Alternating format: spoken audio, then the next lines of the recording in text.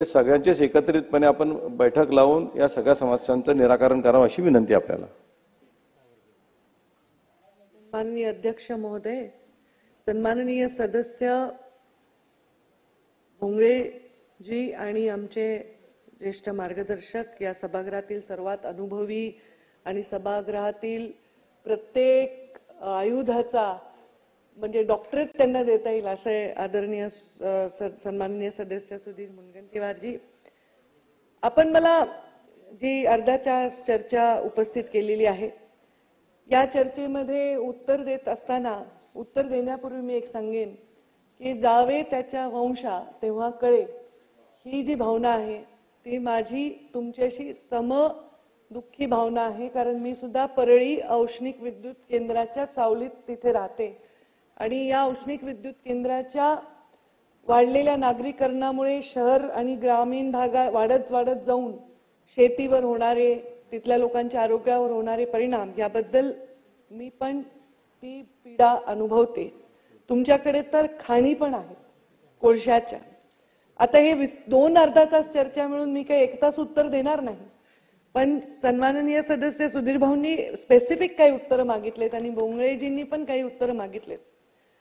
फक्त एवढंच सांगेन की चंद्रपूर ही देशामध्ये सर्वाधिक प्रदूषित शहर जेव्हा देशातले म्हणजे एक यादी झाली, त्याच्यामध्ये देशातल्या 88 प्रदूषित शहरामधलं एक शहर चंद्रपूर होतं आणि आपल्या राज्यातल्या 8 औद्योगिक क्षेत्रामधल्या चंद्रपूरचा सुद्धा त्याच्यामध्ये समावेश होता प्रदूषणाच्या परिस्थितीमध्ये। आणि गेल्या काही दिवसांमध्ये आम्ही अभ्यास केला असताना आमचे प्रदूषणाचे निकष जे आहेत, तपासणी जी आहे, त्याच्यामध्ये प्रदूषण हे 83.88 इतकं होत होतं।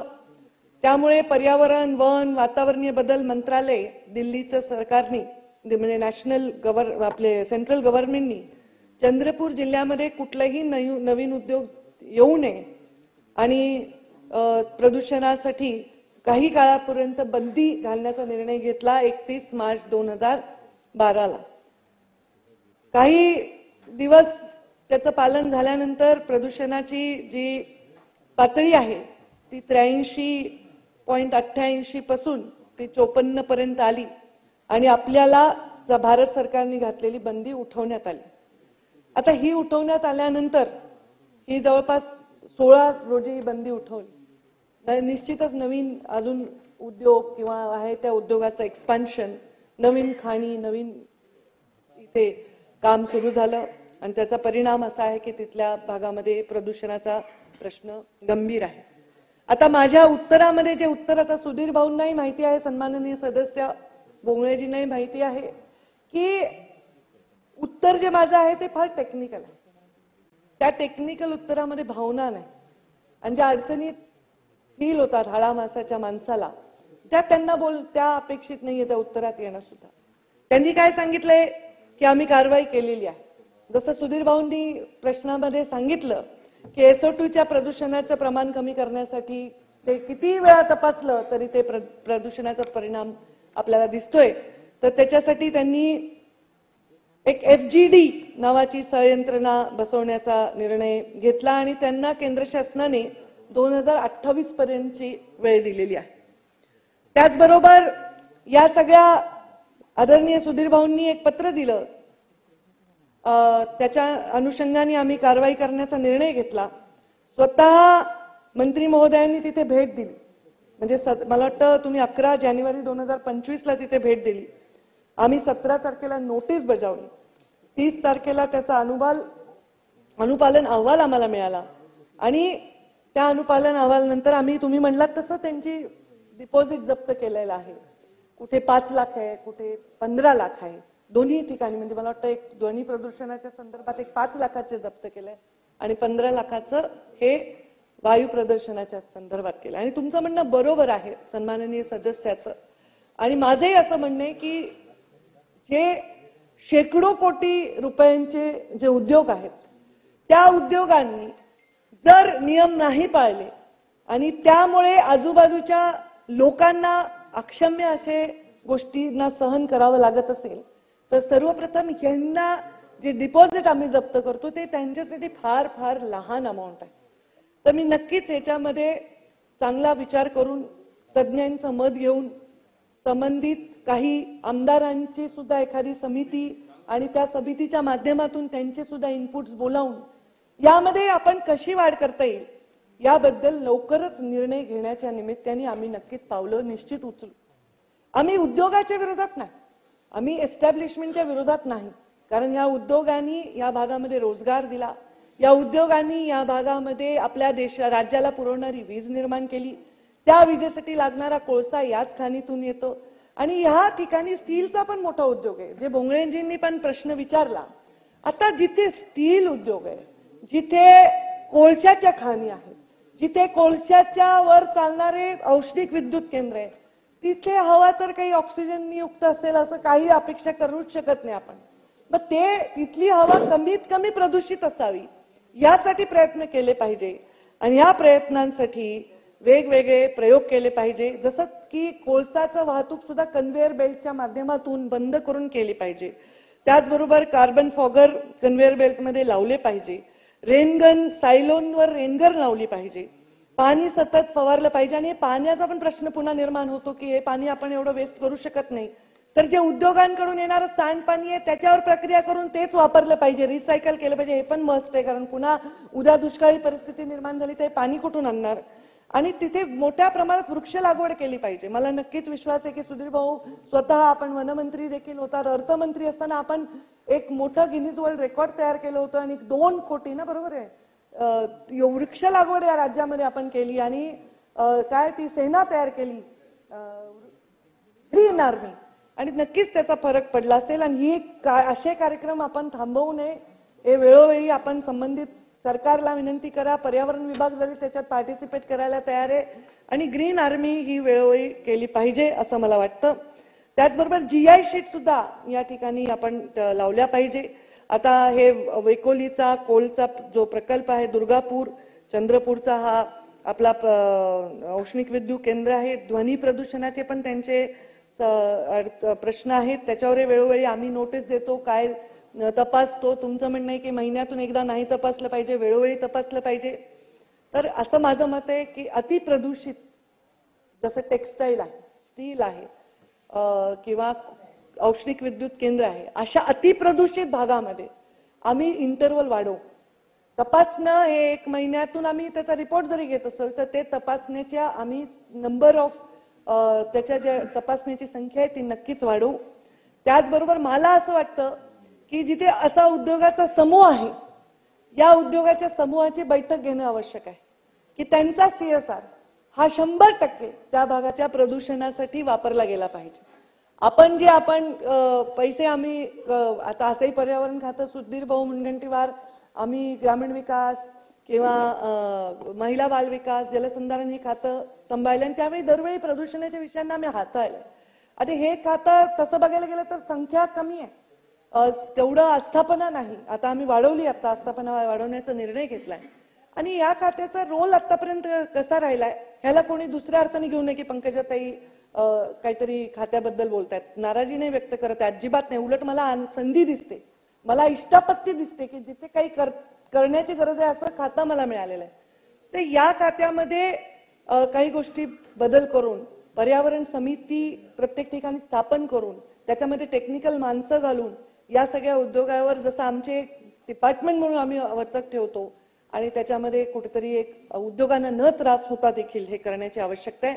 असे समूह जिथे प्रदूषण जास्त होण्याची शक्यता आहे अशा समूहांची एक वेगळी कॅटेगरी केली पाहिजे असं मला वाटतं. जसं चंद्रपूरला एक वेगळी कॅटेगरी दिली पाहिजे पर्यावरणाच्या बाबतीत आणि तिथे पर्यावरणासाठी, तिथल्या नदीच्या पुनर्जीवनासाठी, तिथल्या पाण्याच्या प्रदूषणासाठी, तिथल्या वायूच्या प्रदूषणासाठी, तिथल्या सरोवरांच्या प्रदूषणासाठी, तिथल्या ध्वनीच्या प्रदूषणासाठी एक जागरूक यंत्रणा तिथे पाहिजे, जी ऍक्टिव्ह पाहिजे, जी रेग्युलर तिथे रोज हे काम करेल की त्यांचं काय ते प्रदूषण होतंय त्याचं नोट घेत राहील आणि त्याच्यावर नक्कीच कारवाई करत राहील.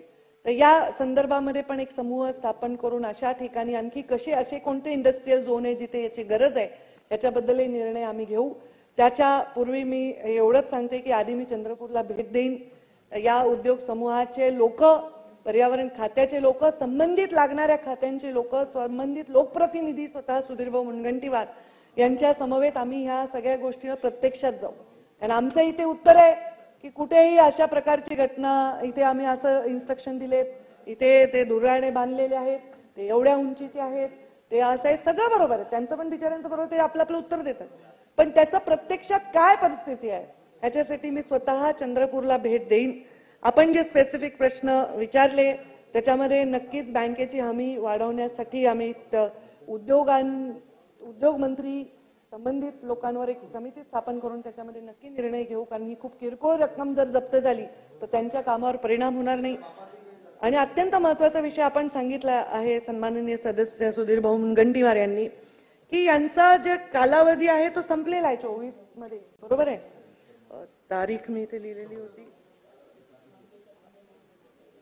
तो कालावधी संपलेला आहे आणि नूतनीकरणाचा प्रस्ताव आता विचाराधीन आहे, बरोबर आहे.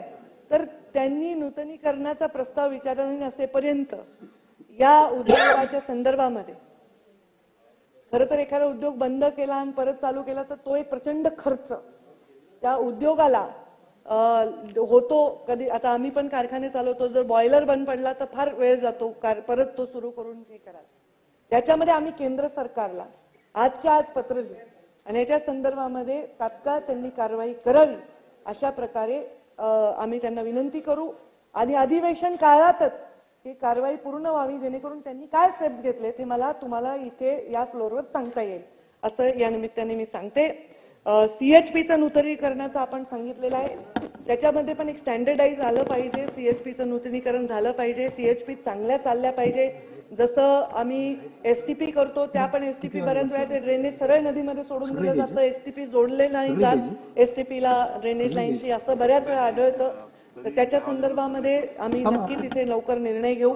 खातं माझ्याकडे आल्यापासून त्याचा अभ्यास करून मला वाटतं पुढच्या 1-2 महिन्यात फार महत्वाचे निर्णय आमच्याकडून होतील, जेणेकरून पर्यावरणाच्या बद्दल लोक टेकन फॉर ग्रँटेड ॲटिट्यूड ठेवणार नाहीत.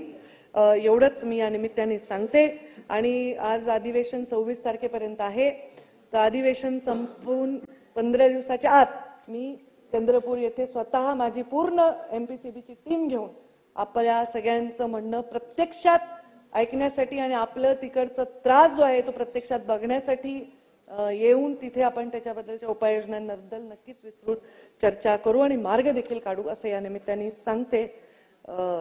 आणि आपल्या या सगळ्या प्रश्नांच्या बद्दल संवेदना देखील व्यक्त करते. WCL CMD सोबत अधिवेशन कालावधीत एक बैठक व्हावी, आमदारांची समिती करण्याचा विचार नाही, ती तुम्ही येणाऱ्या आठवड्यामध्ये घोषित करावी, अध्यक्ष तुम्ही राहावं. खरं तर आपले आदरणीय मंत्री महोदय सावकारे साहेबांनी प्रश्न विचारला आहे, त्यांनाही सदस्य घेऊन टाका. मंत्री महोदयांनी सुद्धा प्रश्न आपल्याला विचारला आहे, तर त्यांनाही सदस्य घ्या, आम्हीही सदस्य राहतो. आणि या समितीला पुढच्या आठवड्यात जर केलं, एक 3 महिन्याचा कालावधी द्या, 3 महिन्यामध्ये या संदर्भात एक चांगला अहवाल आपण तयार करू शकतो. आणि दंड जो वाढवायचा आहे तो जास्त वाढवा. 5 लाख WCL दंड खरंच सांगतो. म्हणजे तुम्ही जर आजचा आर्थिक पाहणी अहवाल बघाल तर WCLचे 16,000 कोटी रुपयाचा कोळसा विकतात आणि त्यांना 5 लाख रुपये म्हणजे काहीच नाही हो. 50 कोटी ना 5 कोटी केलं पाहिजे WCL. 50 कोटी थोडं जास्त होईल, नंतर वाढू, पुढच्या अधिवेशनात अर्धा तास पुन्हा टाकू. सन्माननीय सदस्य सुधीरभाऊंनी सांगितल्याप्रमाणे मी जे म्हणलं की जी समिती करायची ती समिती याच्यासाठीच करायची की हा दंड वाढवण्यासंदर्भातली अभ्यास समिती, तर तेच आमदार आणि आम्ही त्याच्यामध्ये बेसिकली कोणीतरी ज्यांना टेक्निकल माहिती आहे असेच लोक निवडू आणि त्याची एक समिती करू. दोन अर्धा तास असल्यामुळे 1 तास झालाय. तर समिती आम्ही करू. ती समिती फक्त अभ्यास गट असेल, जो अभ्यास गट सांगेल की ह्याच्यामध्ये आपण किती हे फाईन वाढावं. त्याच्यामध्ये आमचे टेक्निकल लोकही असतील, त्या समितीमध्ये आमचे सचिव देखील असतील आणि एखादा त्या विभागाचा एखादा अभ्यासू 2 लोक तेही असतील. मी ती समिती नक्कीच गठीत करेन. सीएमडीची बैठक अधिवेशन होण्याच्या आधी लावण्यात येईल. एक, शेतीचं जे नुकसान होत आहे ते नुकसान भरपाई सदर उद्योग देणार का, माझा पहिला प्रश्न आहे. दुसरा प्रश्न, आमच्याकडे पाण्याचं त्या ठिकाणी पाणी प्रदूषित झालंय, पाण्याचे नमुने पूर्ण खराब आहे, हे उद्योग त्या ठिकाणी पिण्याच्या पाण्याची व्यवस्था करणार का? तिसरा स्पेसिफिक प्रश्न, यांच्या ओव्हरलोडमुळे आमचे रस्ते पूर्ण खराब झाले आहेत, तर ते रस्ते तयार करून देणार का?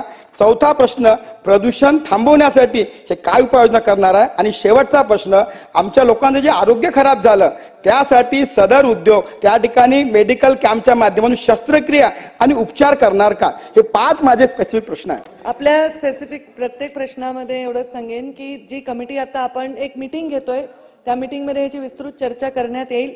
मुळामध्ये शेतीवर जे परिणाम झालेले आहेत त्याच्यामध्ये उद्योग म्हणून तिथे जर रस्ते खराब झाले तर रस्ते देणं, पिण्याच्या पाण्याचे आरओ फिल्टर देणं, पाणीच्या प्रदूषणासाठी CSRच्या माध्यमातून मदत करणं, हे सगळं ते करू शकतील. पण कुठला असं भरपाई वगैरे असं देण्याच्या संदर्भामध्ये मी आता काहीच भाष्य करू शकणार नाही मला त्याच्याबद्दल, कारण शेवटी त्याचे काही नियम आहेत आणि CSR मधून त्यांनी आरोग्य कॅम्प वगैरे घ्यावे असं आम्ही नक्कीच त्याच्यामध्ये सांगू शकतो. पण सर्वस्वी जबाबदारी त्यांनी घ्यावी किंवा अथवा कसे, ह्याच्यावर मला वाटतं एक आपण बैठकीमध्ये विस्तृत चर्चा करणं योग्य आहे. नुकसान भरपाई शेतीची कशामुळे झाली हे ऍग्रिकल्चर विभागाकडनं माहिती घेऊनच मी बोलू शकेन. हा, ठीक. अर्धा तास चर्चा क्रमांक 7 श्री प्रवीण दटके. अध्यक्ष महोदय धन्यवाद. नागपूर शहरात आणि जिल्ह्यात खूप वर्षानंतर जिल्हा रुग्णालय होत आहे. या जिल्हा रुग्णालयाचे मान्य